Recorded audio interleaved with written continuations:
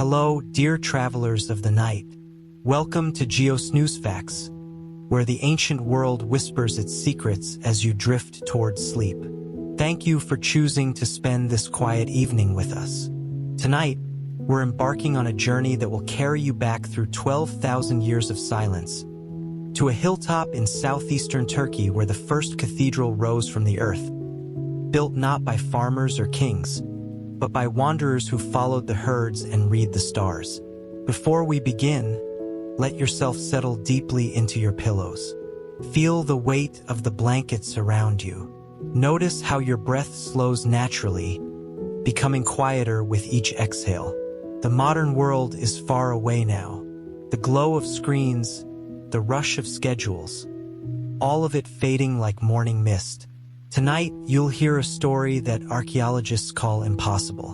A mystery carved in stone by people who weren't supposed to exist in the way they did. And as you listen, let the rhythm of these ancient mysteries guide you gently toward rest. Our destination is Göbekli Tepe, the Belly Hill, and the extraordinary people who built something that would challenge everything we thought we knew about the dawn of civilization. Close your eyes now if you haven't already. Let's travel together into the deep past. Picture, if you will, a time before cities, before farms stretched across valleys, before the wheel turned, before metal was forged, before a single word was ever written down. 11,500 years ago, in what we now call southeastern Turkey, the land was wild and generous. Small bands of people moved with the seasons, following gazelle herds across golden grasslands, gathering wild grains that grew in abundance, their lives woven into the rhythms of earth and sky. These were the builders of Göbekli Tepe, and they were about to do something extraordinary. Fact 1. They were pre-agricultural hunter-gatherers who processed wild cereals but showed no domestication of plants or animals. This single fact appended one of archaeology's most cherished beliefs, that farming must come before monuments, that settled life must precede grand architecture. But these people hadn't learned to farm yet. They were wanderers, and somehow, impossibly, they built the world's oldest known temple. Imagine the freedom in their lives. No fields to tend, no harvest to guard. They followed the ancient paths their ancestors had walked for millennia, reading the landscape like we read maps. They knew where the wild wheat grew thickest in spring, where the auroch herds gathered in summer, where the gazelles ran when winter approached. Fact 2. They lived approximately 11,500 years ago in the pre-pottery Neolithic A period, PPNA, as archaeologists call it.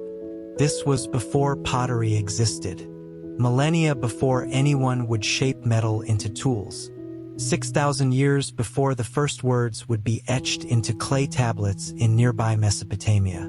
These people lived in a world we can barely imagine, a world of stone, bone, leather, and wood. And yet they dreamed in stone circles and carved their visions with nothing but flint. Fact 3. No permanent houses have been found at Göbekli Tepe. No cooking hearths. No trash middens filled with the debris of daily life. This tells us something fascinating and strange. These hunter-gatherers didn't live here. They visited, seasonally perhaps, coming together from scattered territories for something important enough to abandon their nomadic routes and climb this particular hill. What could draw hundreds of people away from their hunting grounds? What was so sacred, so compelling, that they would gather here again and again, year after year, generation after generation? Fact 4. Over 100,000 animal bone fragments have been discovered, indicating heavy reliance on wild game, gazelle, aurochs, wild foxes. But these weren't the small meals of a family. These were feasts, massive communal gatherings where hundreds of people came together to celebrate, to worship, to connect. The bones tell stories of abundance, of ritual sharing, of communities bound by something deeper than daily survival. Can you smell the smoke from those ancient fires? Hear the crackling of fat dripping into flames? feel the energy of hundreds of people gathered under the stars, sharing meat and stories, dancing perhaps, singing songs that have been lost to time. Fact 5. The builders chose their location with intention, a high, rounded hill that locals would later call Potbelly Hill because of its distinctive shape. From this elevation, they could see for miles across the Urfa plain. Perhaps they watched for the movement of herds below. Perhaps they studied the stars above, tracking their slow wheel across the seasons. Perhaps both. The hill itself seems to breathe under the night sky, rising from the surrounding landscape like a sacred belly pregnant with mysteries. Fact 6. With only flint tools, no metal of any kind, these people quarried and carved pillars weighing up to 20 tons from the soft local limestone bedrock. 20 tons. Let that weight settle in your imagination. Shaped with stone hammers and sharp flint blades, carved with images that would survive 12,000 years. The patience this required, the skill, each strike of flint against limestone carefully placed, each curve of a snake's body, each fierce eye of a predator, slowly emerging from the stone through days and weeks of careful work. Fact 7. Evidence suggests that small bands converged from a wide region, drawn by ritual, forming temporary mega-communities of hundreds of people. Imagine the trails across the landscape, groups of 20 or 30 people traveling for days, perhaps weeks, to reach the Belly Hill, meeting other groups along the way, recognizing faces from previous gatherings, trading stories of the year's hunts, of births and deaths, of strange sightings and sacred dreams. These weren't isolated villages. They were networks, communities bound by something we might call religion or cosmology, or simply the deep human need to gather and create together. Fact 8. After using these sacred enclosures for their mysterious purposes, the builders deliberately buried them with dirt and rubble, intentionally, carefully, preserving them perfectly for future archaeologists while also closing them, perhaps renewing the sacred cycle by building new circles nearby. This careful backfilling has enabled precise radiocarbon dating, pinpointing their construction to approximately 9600 to 800 BCE. Why bury such magnificent work? Some archaeologists believe it was taboo. Once the sacred space was used, it became too powerful to leave open.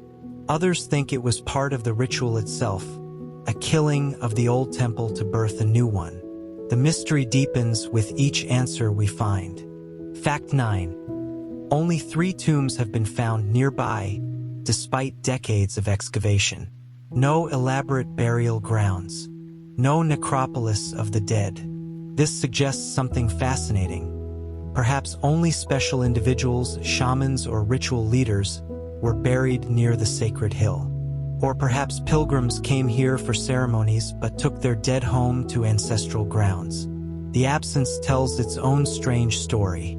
Fact 10. Despite leaving no signs of social hierarchy, no palaces, no king's tombs, no obvious wealth disparities, these people coordinated labor that rivaled later civilizations. Hundreds working together, moving stones, raising pillars, carving intricate reliefs, all without written plans, without bosses or bureaucrats, without the machinery of civilization. How did they organize such complex work? The answer might lie in something we've forgotten in our modern world: the power of shared belief, of collective vision, of communities united by something greater than individual gain. Gentle transition sounds. Let that image rest in your mind as you breathe slowly in and out. A hilltop 11,000 years ago, torches flickering, stone pillars rising like silent guardians, and people just like us with the same capacity for wonder, for art, for the sacred, creating something that would outlast them by millennia. Feel yourself drifting now, floating back through those thousands of years, as we prepare to explore how they built these impossible structures. In the cool dawn light, workers gather at the quarry. The limestone here is soft, cooperative, almost eager to be shaped, but still 20 tons. How do you move 20 tons with nothing but rope, wood, and human muscle? Let's watch them work. Fact 11. The famous T-shaped pillars, some reaching 6 meters tall, were quarried on-site from the bedrock itself. Using ropes, lubricants, and simple wooden levers, just 12 to 24 people per enclosure could move these massive stones short distances from quarry to installation point. Modern experiments have proven this. No lost technology, no ancient secrets, just clever engineering and cooperative effort. Imagine the coordination required. 20 people pulling together, timing their movements, feeling the massive stone shift and slide. One person pouring water or animal fat to reduce friction. Another calling out the rhythm. Heave, rest, heave, rest. Inch by inch, the pillar moves. Fact 12. The layout of enclosures A through D forms an equilateral triangle when viewed from above. This suggests sophisticated planning. These separate circular structures, built perhaps years or decades apart, were positioned according to some geometric principle. But remember, these people had no writing, no measurement tools as we understand them. How did they maintain such precision across generations? Perhaps they used ropes knotted at specific intervals. Perhaps they aligned structures with stars or distant landmarks. Perhaps the knowledge was held by specialized builders who trained apprentices in the sacred geometry. The methods are lost, but the evidence remains, etched in stone and earth. Fact 13. The construction happened in phases. Phase 1, in the 10th millennium BCE, saw the creation of the initial round and oval structures. Over time, these evolved toward rectangular forms with more pillars. You can trace the evolution of their vision, their growing confidence and skill. What started as experiments in sacred architecture became increasingly sophisticated. Think about that progression. The first builders laying out the first circle, unsure perhaps, learning as they worked. Then their children's generation, remembering the patterns, improving the techniques. Then their grandchildren, taking the vision further. Each generation adding to the collective knowledge, the shared dream. Fact 14. Modern archaeological experiments have shown that an entire exposed structure could be raised in under 4 months by a single village group, including all the time needed for quarrying. For months. Not the decades or centuries one might imagine for such monumental work. This tells us the builders gathered intensively, perhaps during a specific season when hunting was good and many hands could be spared from daily survival. Picture the energy of such a project. Arriving as scattered bands, becoming a community of purpose, working together day after day, the growing excitement as pillars rise from the earth, the satisfaction of placing that final stone, the feast that must have followed. Fact 15. Klaus Schmidt, the German archaeologist who excavated Göbekli Tepe for 2 decades, called it a stonecutter's dream. The pillars were shaped in place, carved directly from the bedrock outcrops, then carefully extracted and dragged uphill. The stone itself seemed to cooperate with the vision, soft enough to work with flint tools, hard enough to endure 12,000 years. Even the earth here conspires in the mystery, offering itself to human imagination. Fact 16. Each enclosure was ringed with thick walls of unworked stone, creating dark interiors where the carved pillars stood evenly spaced. Think of it as a Neolithic Stonehenge, but 6,000 years older than that famous circle of stones. The pillars stood like petrified beings frozen in an eternal dance, their carved surfaces catching firelight, casting shadows that must have seemed alive, moving, speaking. What did it feel like to stand inside one of these enclosures at night? The sky visible overhead, a perfect circle of stars. The pillars looming in the darkness, their carved animals seeming to watch, to breathe. The scent of smoke and sacred herbs. The sound of drums or chanting echoing off stone. Fact 17. In the later phases, specifically Phase 7, the Lion Pillar building may have been constructed to stabilize slopes, showing adaptive engineering. As the mound grew higher with each buried enclosure, the builders faced new challenges: erosion, settling, structural integrity. They responded with intelligence, adjusting their techniques even as their civilization declined. This tells us they weren't following mindless tradition. They were problem solvers, engineers, constantly adapting their methods to changing conditions. Fact 18. No wheels, no pulleys, no beasts of burden, no metal tools, just human beings, wood, stone, rope, and an unshakable vision. When you strip away all the technology we take for granted, what remains? The same thing that has always driven human achievement: imagination, cooperation, and stubborn determination to make the impossible real. Fact 19. Over 20 enclosures likely exist beneath the mound, built layer upon layer across centuries. Each one used, celebrated, then carefully buried. Each new generation building higher, the hill growing like a sacred mountain, accumulating the prayers and efforts of millennia. Geophysical surveys have revealed these hidden chambers, waiting patiently in the darkness, most still unexcavated. The hill holds its secrets close. Only 5 to 10% of the site has been explored. Imagine what still sleeps beneath the earth, what carvings, what mysteries, what evidence of lives lived in devotion to something we can barely comprehend. Fact 20. Klaus Schmidt originally estimated that hundreds of workers would have been needed to transport the largest pillars. But modern experimental archaeology has proven that small teams of 12 to 24 people could accomplish the same tasks.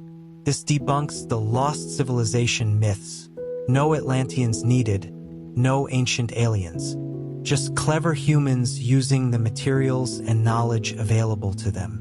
Sometimes the most profound mystery is simply this: we have always been brilliant. We have always been capable of far more than we imagine. The builders of Göbekli Tepe prove that human ingenuity didn't begin with writing or metal or civilization. It began with us, with the same curious, creative minds we carry today. Let yourself sink deeper now into your pillow. Feel the weight of 12,000 years between us and those builders. Feel how thin that barrier really is.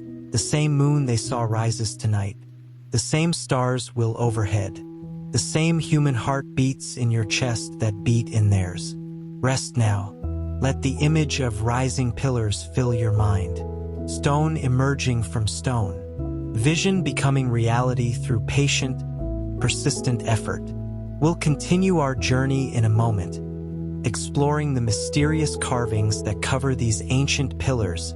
Now we turn to the surface of the stones themselves. Running your imaginary fingers across limestone carved smooth by flint, you feel the ridges and curves of animals emerging from the rock.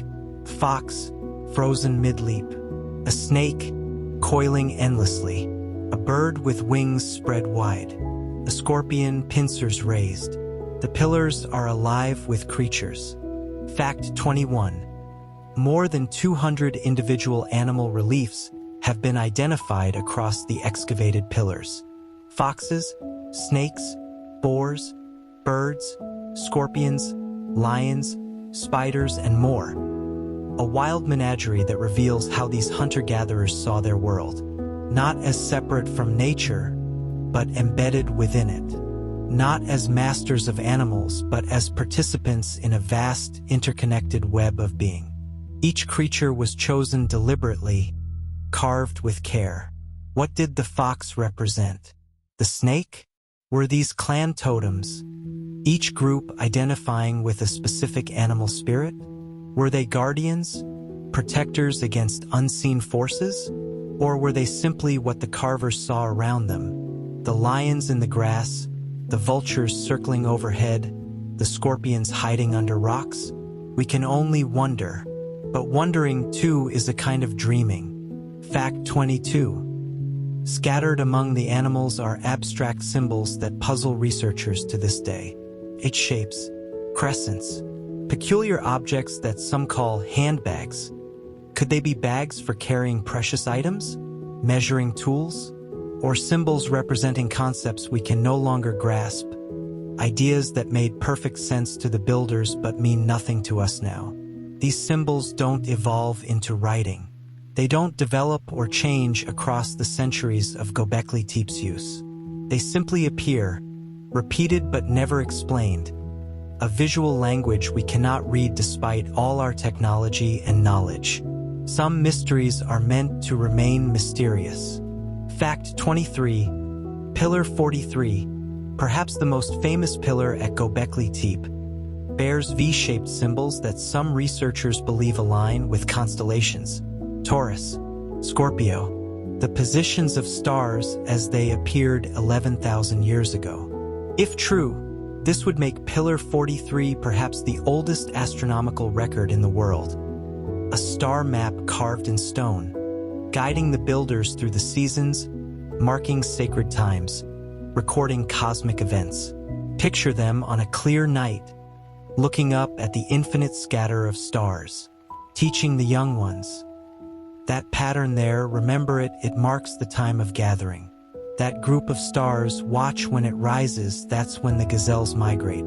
The sky was their calendar, their map, their mythology all woven together. Fact 24. Some T-pillars bear carved arms and hands, transforming them from mere stones into anthropomorphic beings. Human-like, but not quite human. Pillars that stand like silent witnesses, their arms positioned at their sides, their hands carved in detail.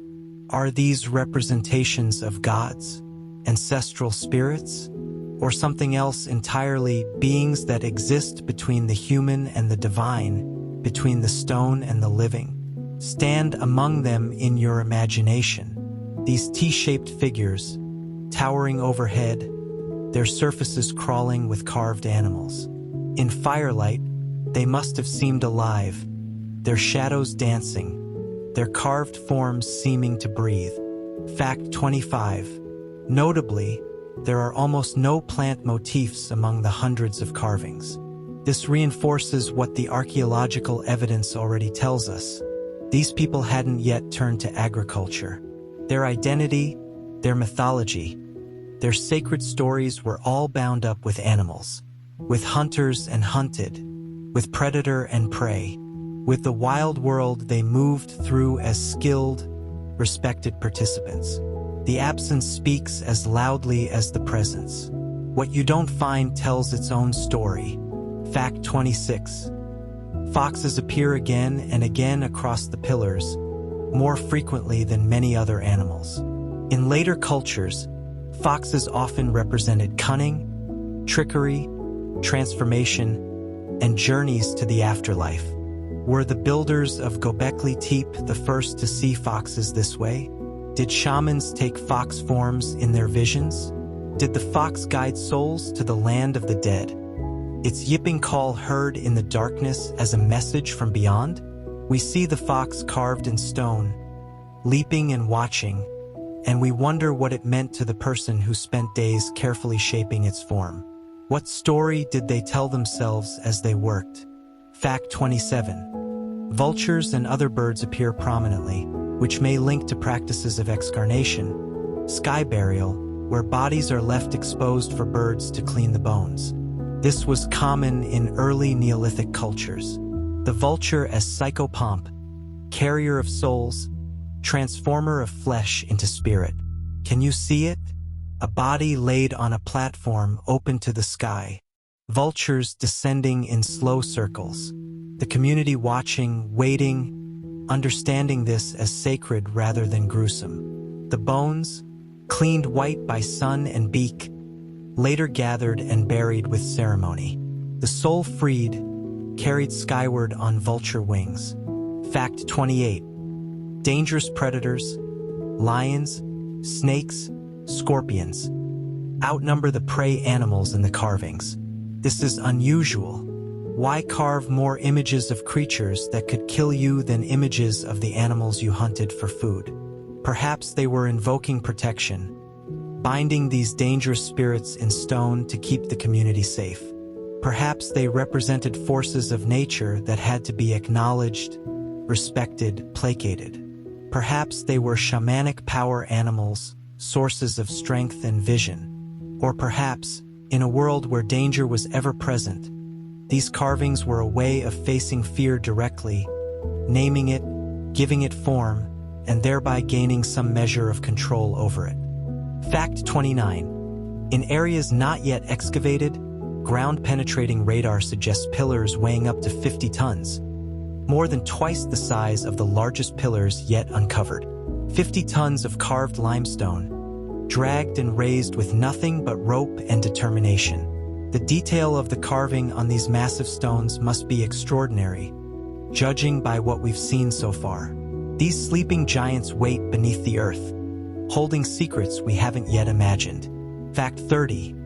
The symbols and carvings show no evolution toward true writing. They remain what scholars call a proto-script. Meaningful, certainly, but not alphabetic, not phonetic. After 12,000 years, they remain undeciphered. We can describe them, photograph them, analyze them with every tool of modern science, but we cannot read them. Perhaps that's as it should be. Perhaps some messages are meant to be felt rather than understood. Perhaps the mystery itself is part of their purpose, to draw us back generation after generation, to wonder at what our ancestors created and what they meant to say to the future they could barely imagine. Let these images settle into your mind now. Fox and snake, vulture and lion, mysterious symbols that speak in a language older than words. Feel yourself becoming drowsy, your thoughts drifting like smoke from an ancient fire. The stones have more to tell us. Their purpose, their meaning, the rituals that brought hundreds together on this lonely hill. What happened here? That's the question that echoes through the excavated enclosures, whispers from the carved pillars, rises from the ash of 12,000-year-old feasts. What drew them here? Fact 31. Most archaeologists now agree that Göbekli Tepe served as a ritual center, often called the world's first temple. Not a place for daily life, but a sacred destination where scattered clans gathered for ceremonies that bound them together across territorial boundaries. A pilgrimage site before the concept of pilgrimage existed. A temple before the idea of temples had been born. Imagine being one of those ancient travelers. You've walked for days, maybe weeks. You've followed trails your grandmother taught you, stopping at springs your ancestors used. And then you see it, the belly hill rising from the plain. You see the smoke of fires. You hear the sound of voices, drums, celebration. Your heart quickens. You're home even though you've never lived here. Fact 32. The massive quantities of wild game bones, over 100,000 fragments, tell of enormous communal feasts. These weren't quiet, contemplative gatherings. They were celebrations. Hundreds of people sharing roasted gazelle and auroch meat, fat dripping into fires, laughter and stories mixing with smoke rising toward the stars. The feast itself was the ritual. Breaking bread, or in this case, breaking bones for marrow, creating bonds stronger than blood, stronger than territory. Sharing food is sharing life. It always has been. Fact 33. The deliberate backfilling of enclosures after use suggests a cyclical pattern of renewal building, using killing and rebuilding, like the cycles of nature itself. Birth, life, death, rebirth. Spring, summer, autumn, winter. The moon waxing and waning. Everything in cycles, everything returning, everything renewed. Perhaps each enclosure was used for a specific number of years, or until a specific event occurred.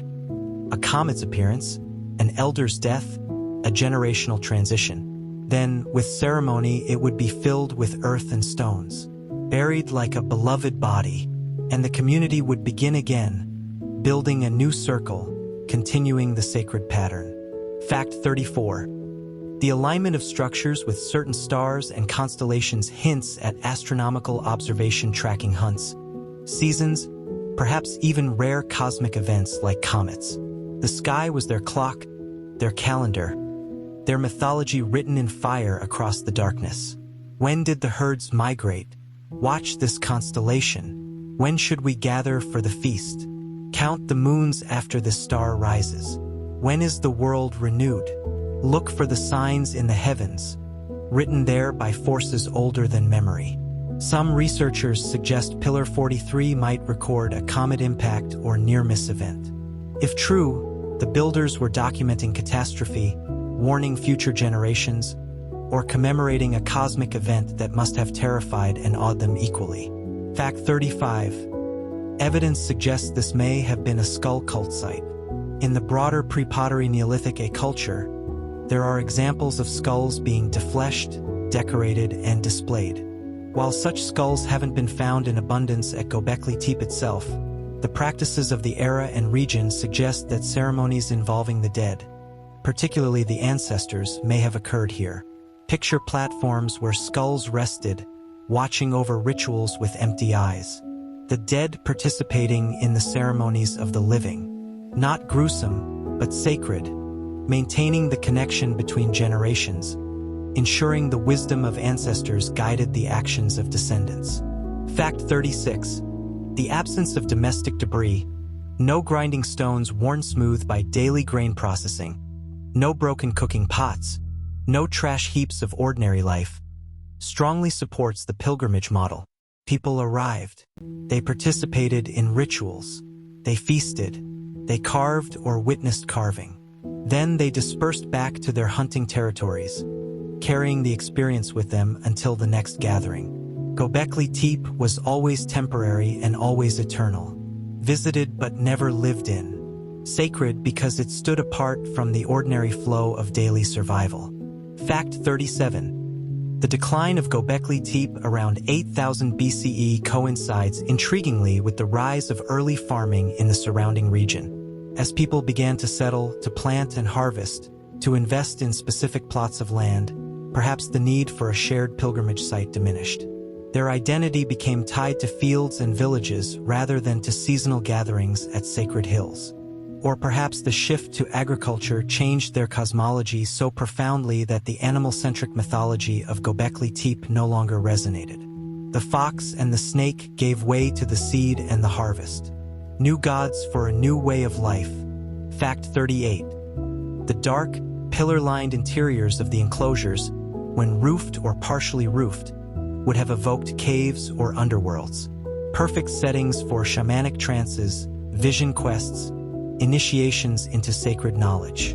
Darkness is transformative. In darkness, ordinary sight fails and inner sight awakens. Imagine entering an enclosure at night. Torches flicker against carved stones. Drums pulse in rhythm with your heartbeat. A shamanic figure, face painted or masked, begins to dance, to chant. The pillars loom and seem to move. The carved animals writhe in the shifting light. You feel dizzy, transported, caught between worlds. This is where transformation happened, where boys became men, girls became women, where the community renewed itself through shared ecstasy and shared vision. Fact 39. UNESCO recognized Göbekli Tepe as a World Heritage Site in 2018, acknowledging its role as a funerary ritual center built by hunter-gatherers approximately 11,500 years ago. This official recognition marks it as precious to all humanity, not just Turkish heritage, but human heritage. A place that reveals something essential about who we were and who we are. We protect it now not just as archaeology, but as sacred ground. Because in remembering them, we remember ourselves. Fact 40. Perhaps the deepest mystery remains. Why bury such magnificent effort? Why fill these elaborate chambers with dirt and stone? Theories range from taboo closure, the space becoming too powerful to leave open, to fertility magic, the buried temple seeds sprouting new constructions. Or perhaps simpler, the ritual of building was itself the purpose, and once built, the structure had fulfilled its function. Maybe asking why bury it is the wrong question. Maybe the better question is, what did burial mean to them? Perhaps it wasn't ending but transformation. Not destruction but preservation. Not loss but gift. A gift to the future, to us carefully wrapped in earth and time. Let these questions drift through your mind like smoke rising from ancient fires. Don't try to answer them. Simply let them be, floating gently as your breathing slows, as your body settles deeper into rest. The mysteries of Göbekli Tepe are not meant to be solved tonight. They're meant to accompany you into dreams, to walk with you through the threshold between waking and sleeping. Now we spiral forward through the millennia. The pillars sleep beneath the earth. Empires rise and fall without knowing they're there. Persians, Greeks, Romans, Byzantines, Ottomans. All walk over the belly hill without guessing what dreams lie buried in its soil. Until one day in the 1960s, Fact 41. Two local brothers, the Yildiz brothers, were plowing their field when their blades struck stone. Then more stone, and more. Strange T-shaped pillars emerging from the earth like fingers reaching up from the past. They thought they'd found graves, old tombs, perhaps. Interesting, but not unprecedented in this land thick with ancient history. They reported their find, but it would be decades before anyone understood what they'd really discovered. Fact 42. Klaus Schmidt, a German archaeologist with an eye for the unprecedented, visited the site in 1994. He'd worked at nearby Navali Quarry and recognized something in the exposed stones. The next year, 1995, he began excavations, and within weeks, the first complete T-pillars were revealed, covered in their menagerie of carved animals. Schmidt knew immediately that he'd found something that would rewrite history. He would spend the next 19 years of his life at this site, excavating until his death in 2014. Göbekli Tepe became his life's work, his obsession, his gift to our understanding of human capability. Fact 43. The site perches atop the Jermis Mountains in southeastern Turkey. Locals had always called it Potbelly Hill because of its distinctive rounded shape, that pregnant belly rising from the landscape. Reports of ancient stones there date back before 1963, but no one investigated seriously until Schmidt arrived. Sometimes the greatest discoveries hide in plain sight, waiting patiently for the right person to notice them. Fact 44. Only 5 to 10% of the site has been excavated so far. Ground-penetrating radar and other geophysical surveys have revealed at least 16 more enclosures buried in the 9-hectare mound. 16 chambers filled with carved pillars, sacred spaces waiting to share their secrets. Most of Göbekli Tepe still sleeps, still dreams beneath the earth, waiting for future archaeologists, future technologies, future generations who might understand things we can't yet grasp. It's a humbling thought. What we've discovered is just the beginning. Fact 45. The discovery of Göbekli Tepe fundamentally challenged the archaeological narrative that agriculture must precede complex architecture and religious sites. The old story went first farming, then food surplus, then cities, then temples.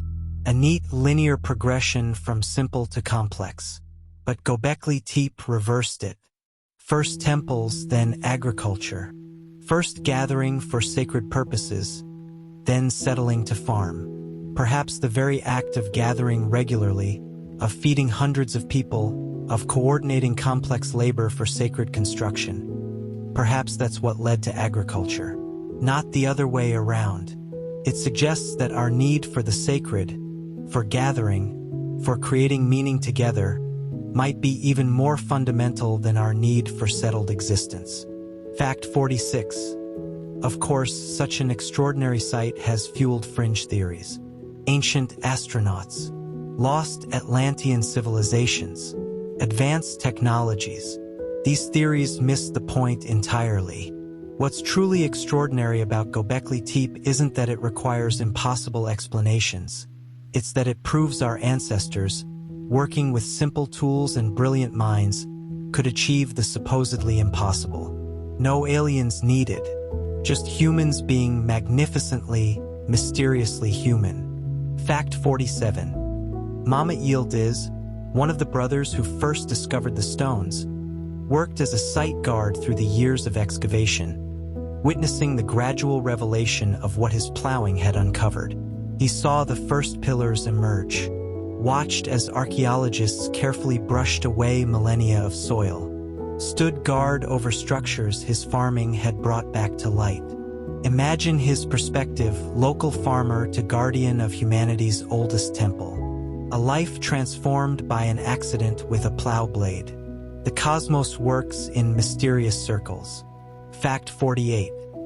The construction at Göbekli Tepe spans more than 1,500 years, from Phase 1 in the Pre-Pottery Neolithic A through later phases into the Pre-Pottery Neolithic B. From round structures to rectangular ones. From simple pillars to elaborate carvings. An evolution visible in stone, showing cultural continuity across generations we can barely count. 50 generations, perhaps. 60. Each one adding to the sacred work of their ancestors. Each one maintaining the vision while also transforming it. This is how traditions live, through change and continuity braided together. Fact 49.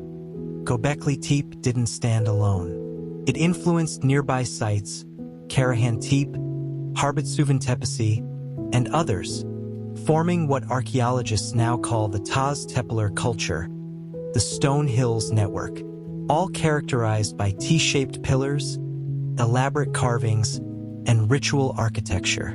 This was a civilization of sorts, though not as we usually define the term. No cities, no writing, no kings, but a shared cosmology, shared artistic language, shared sacred architecture spreading across the landscape. A culture united by vision rather than by centralized power. Fact 50. And now, in January 2026, Göbekli Tepe draws tourists and pilgrims of a new kind to Sanliurfa. People come from around the world to stand where those ancient builders stood, to touch the stones they carved, to feel the weight of 12,000 years pressing against the present moment. And perhaps, in the quiet moments, when the tour groups have left and the sun sets over the Urfa plain, you can still feel them there. The builders, the carvers, the dreamers who moved stones with rope and muscle and absolute conviction that what they were creating mattered. They were right, did matter, still does. And so our journey through time comes to rest, here in the quiet of your room, in the comfort of your bed. 12,000 years have passed like a single breath. The pillars still stand in southeastern Turkey, carved animals still watching with stone eyes. The Yildiz brothers' plow blade still echoes in history, the moment stone met steel and the past spoke to the present. Klaus Schmidt's dedication still resonates in every carefully excavated pillar. And the builders themselves, those nameless hunter-gatherers who dreamed in stone and carved their visions with flint, they still speak to us across the vast silence of ages. They tell us that we have always been brilliant, that we have always created meaning and beauty and sacred space, even before we had words for what we were doing. That the need to gather, to celebrate, to transform the landscape into something that touches the divine. This need is older than agriculture, older than cities, older than civilization itself. It's written into us, carved as deeply as the snakes and foxes are carved into limestone. Let yourself drift now, dear traveler. Let the images of Göbekli Tepe accompany you into sleep. Stone circles under starlight, feasts and firelight, pillars rising from bedrock, foxes leaping eternally through limestone dreams. You are sleeping in a world built on the dreams of our ancestors. And your dreams tonight join theirs, part of the endless, sacred human story of creating, questioning, and reaching towards something greater than ourselves. Thank you for journeying with us tonight. Thank you for lending your imagination to these ancient mysteries. Sleep well, dream deep, and may the builders of Göbekli Tepe watch over your rest as they have watched over that hill for 12,000 years.